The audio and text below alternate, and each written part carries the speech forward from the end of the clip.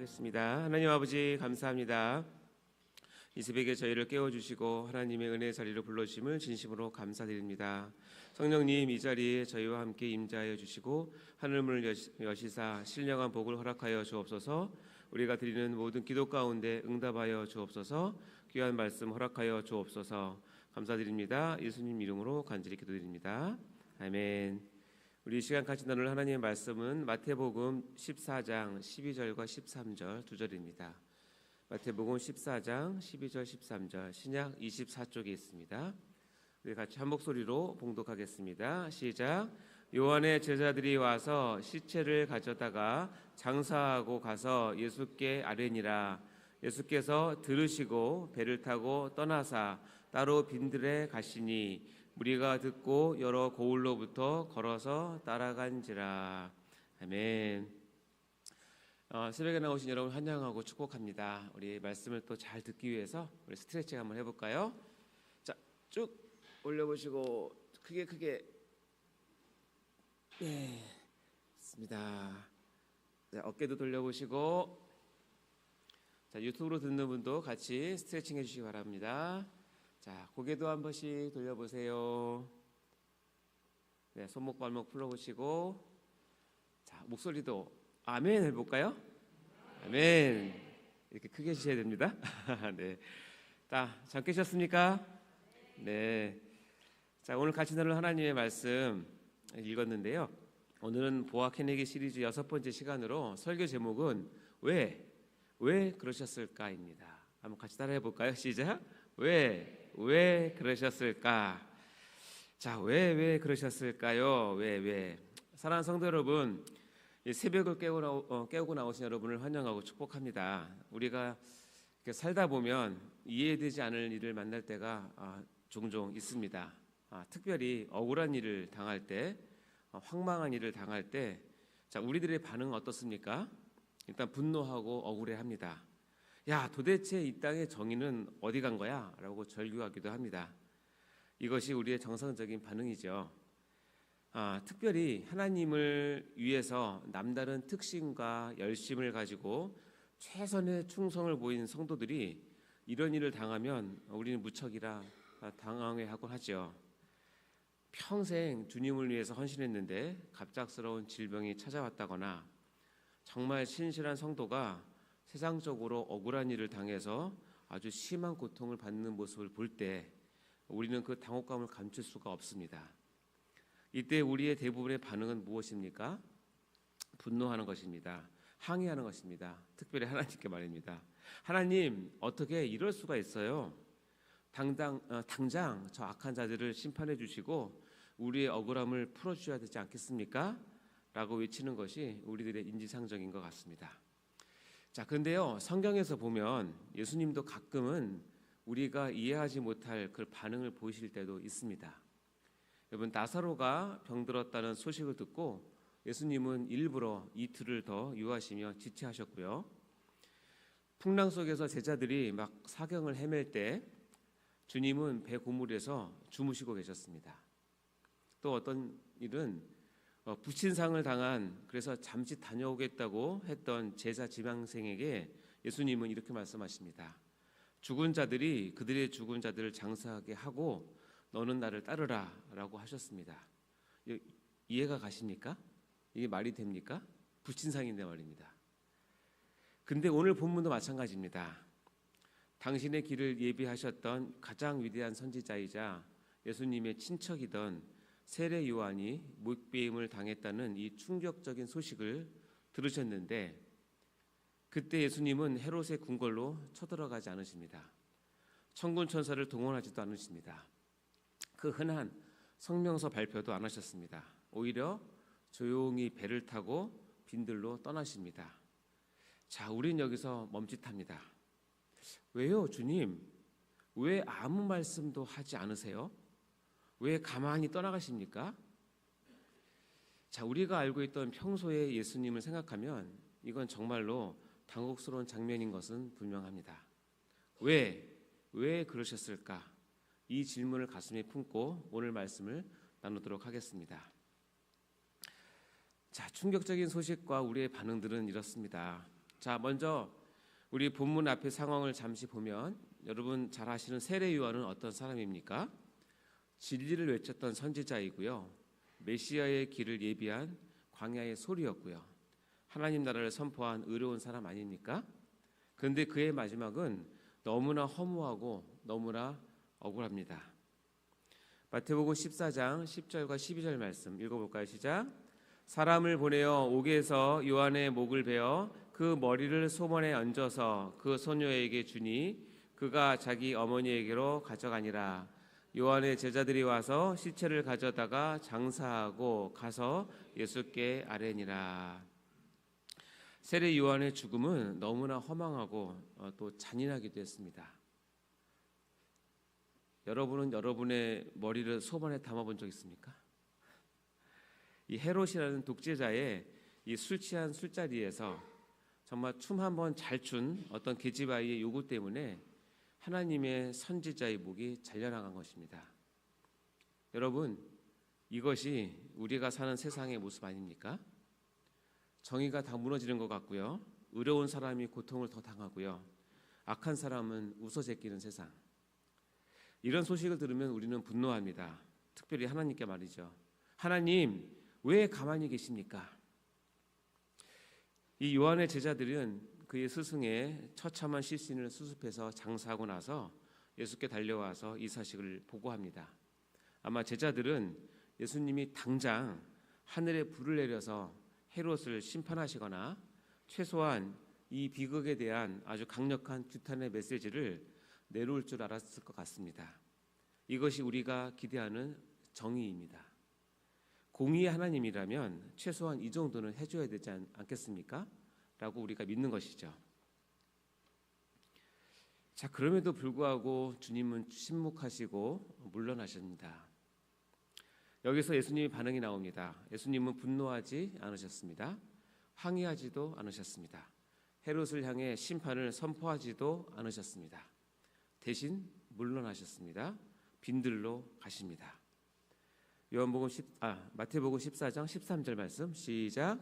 예수께서 들으시고 배를 타고 떠나사 따로 빈들에 가시니 무리가 듣고 여러 고을로부터 걸어서 따라간지라.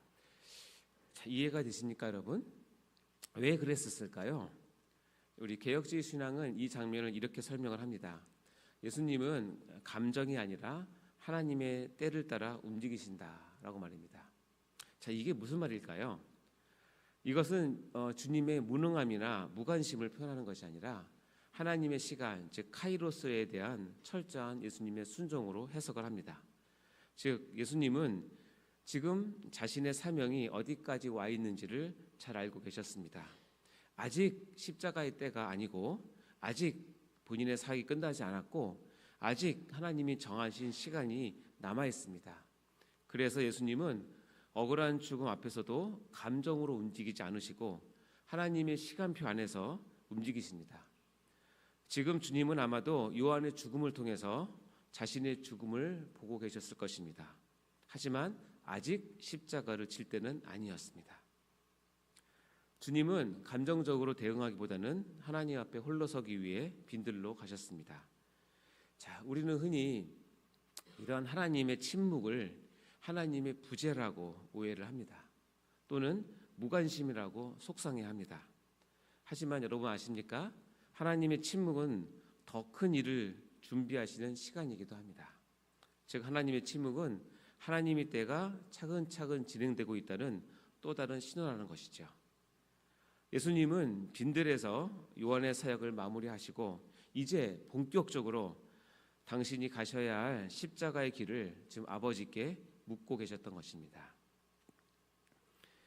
그 예수님은 결핍을 풍요로 바꾸시는 긍휼의 시설을 가지신 분인데요. 자, 주님이 빈들로 물러가셨을 때 우리 한번 상상해 볼까요? 예수님의 마음은 어떠셨을까요? 여러분, 예수님은 완전한 신이시지만 동시에 완전한 인간이셨습니다. 가장 가깝고 소중한 동역자의 참혹한 죽음 앞에서 예수님은 깊은 슬픔을 느끼셨을 것입니다. 아마도 많은 눈물을 흘렸을지도 모릅니다. 이렇게 빈들로 가신 것은 누구의 방해도 받지 않고 깊이 슬퍼하며 또 깊은 기도할 시간이 필요했다고 했을 것이라고 우리는 해석을 합니다. 자, 그러나 이러한 예수님의 물러남은 무관심이나 이런 것이 아니라 오히려 몰입이었습니다. 요한의 죽음이라는 이 비극적 사건을 통해서 인류의 죄악성을 깊이 통감하시고, 그리고 그 죄를 해결할 수 있는 유일한 길은 십자가라는 사실을 알고 이 십자가 사역을 완수하기 위해서 스스로 정돈을 하신 것입니다. 왜냐하면 이 시점은 요한의 시대는 이제 가고 예수의 시대가 본격적으로 시작되는 것을 알리는 전환점이기 때문에 그렇습니다. 이때 예수님은 감정에 몰입되기보다는 요한이 광야에서 외쳤던 그 천국 복음을 완성하기 위해서 묵묵한 길을 가신 것입니다. 자, 이런 추론이 가능한 이유는 그 다음에 이어지는 사건을 보면 우리는 충분히 알 수 있습니다. 자, 아까 봤지만 예수님은 홀로 빈들로 가셨습니다.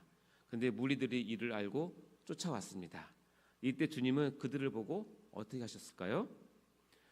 마태복음 14장 14절 말씀 시작. 예수께서 나오사 큰 무리를 보시고 불쌍히 여기사 그 중에 있는 병자를 고쳐 주시니라. 예수님은 자신의 슬픔에만 매몰되어 있지 않으시고요, 그들을 향해서 정말 창자가 끊어질 듯한 그 아픔, 즉 긍휼을 느끼셨습니다. 세례 요한의 죽음을 통해서 더욱 깊어진 긍휼을 체험하신 것이죠.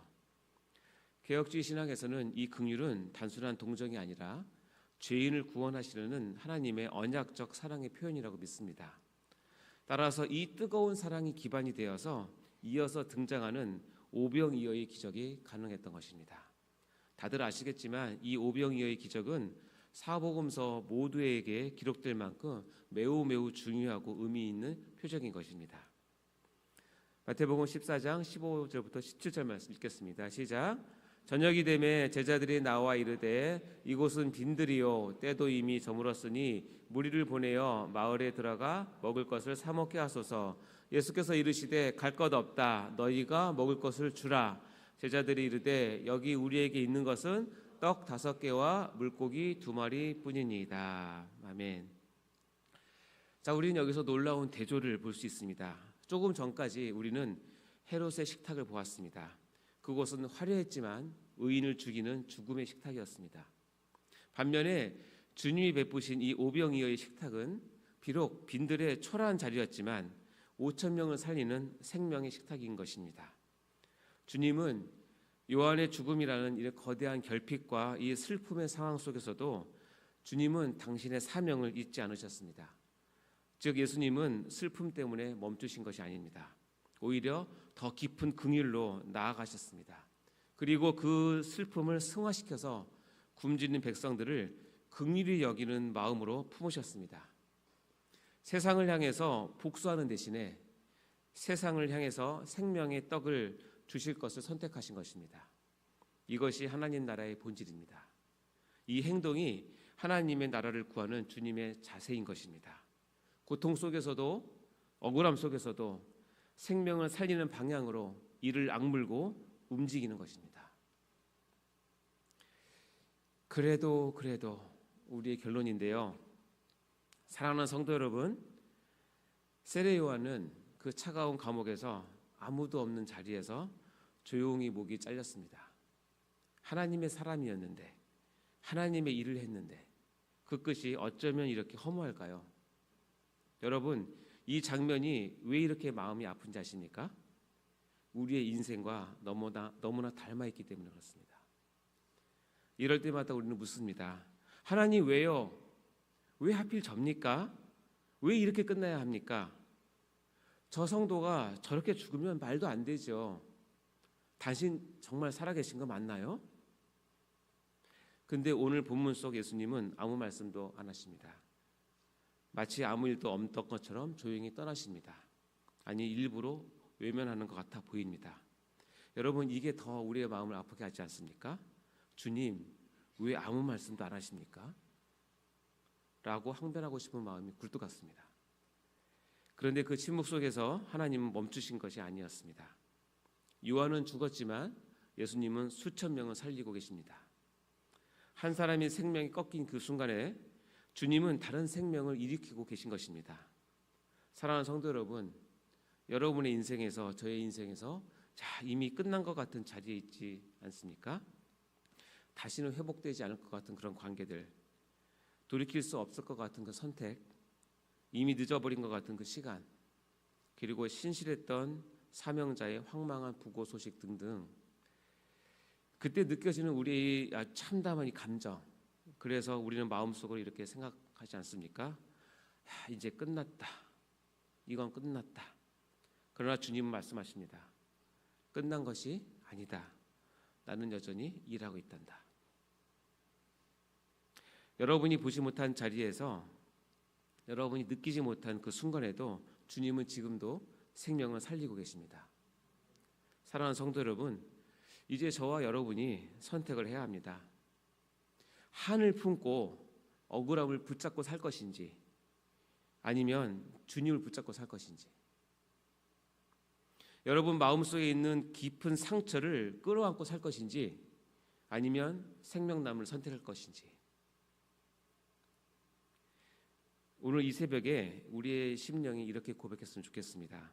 정말 죽을 것만큼 힘들지만 이렇게 결단했으면 정말 좋겠습니다. 주님, 저는 도무지 이해 안 됩니다.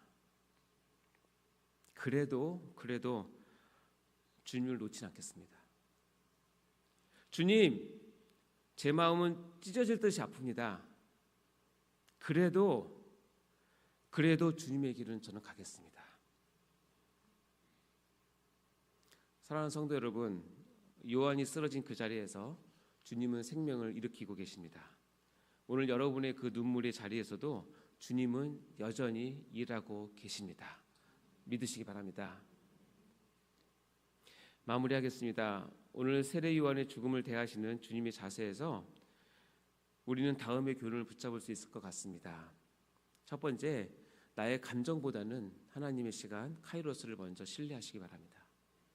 두 번째, 이해할 수 없는 고난 중에서 내게 맡겨진 이 먹이라라는 사명에 여러분 집중하시기 바랍니다.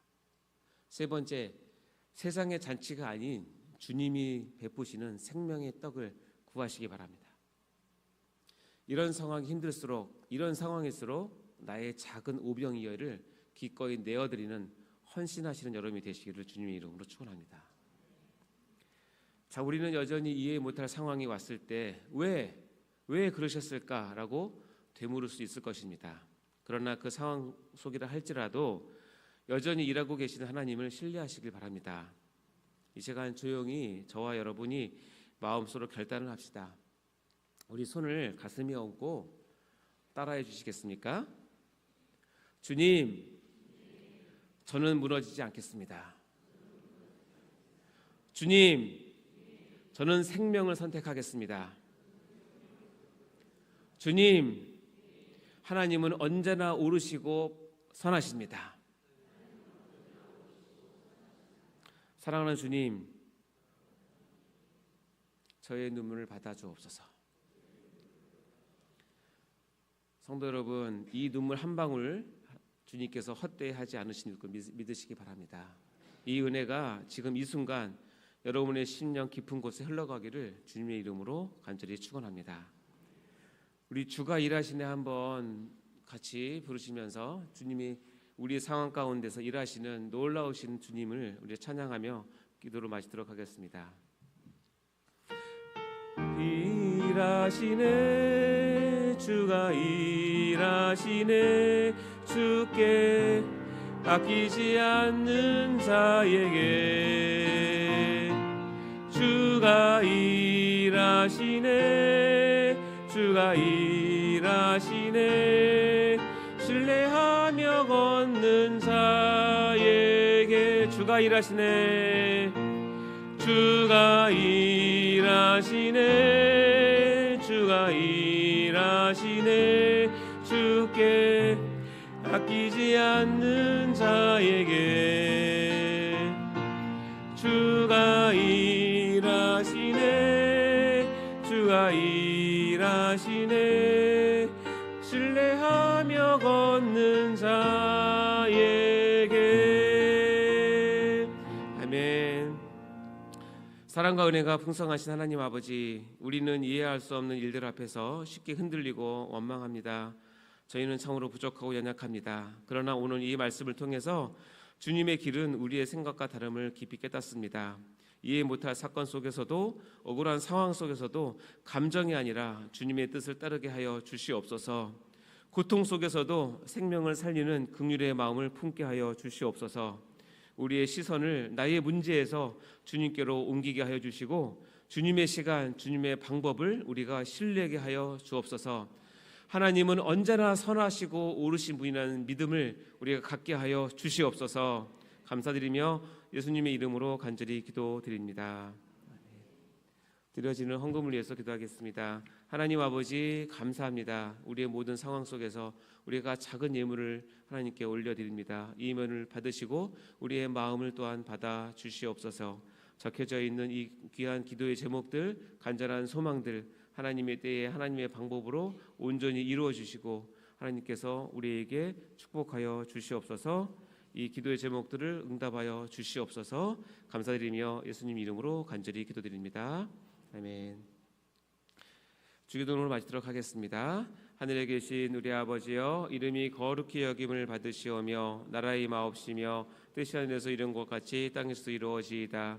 오늘날 우리에게 일용할 양식을 주옵시고 우리가 우리에게 죄 지은 자를 사하여 준 것 같이 우리 죄를 사하여 주옵시고 우리를 시험에 들게 하지 마옵시고 다만 악에서 구하옵소서. 대개 나라와 권세와 영광이 아버지께 영원히 싸움나이다. 아멘. 우리 이 시간 말씀을 붙잡고 하나님 앞에 기도하도록 하겠습니다. 왜 그러셨을까? 라고 외쳐지는 이 상황 가운데서 하나님의 일하심을 우리가 믿고 신실하심을 따라가는 저희들 다 되었으면 좋겠습니다. 특별히 우리 담임 목사님의 영주권의 강건하심과 숙면의 은혜를 위해서 기도해 주시고 담임 목사님이 계획하고 있는 모든 사역이 성령님의 기름 부으심으로 우리 가운데 큰 열매를 맺게 해달라고 우리 담임 목사님께서 기도하도록 하겠습니다. 오늘 드려지는 수요 예배 위해서 말씀을 전하실 목사님과 참여하는 모든 성도분들이 은혜 가운데 아버지의 예배를 잘 드리게 해달라고 예배를 받아달라고 기도하도록 하겠습니다. 이후에 진행되는 모든 부서별 활동과 특별히 전도 축제를 위해서 기도해 주시고 아버지 많은 분들이 많은 영혼들이 전도되어서 하나님의 보좌 앞에 나오게 해달라고 기도해 주시기 바랍니다. 그리고 여러분 각자 가져온 여러분의 그 뜨거운 기도의 제목들 이 시간 하나님의 얼굴을 배우며 우리 주여 이름을 외치고 기도의 자리로 나가도록 하겠습니다. 주여 주여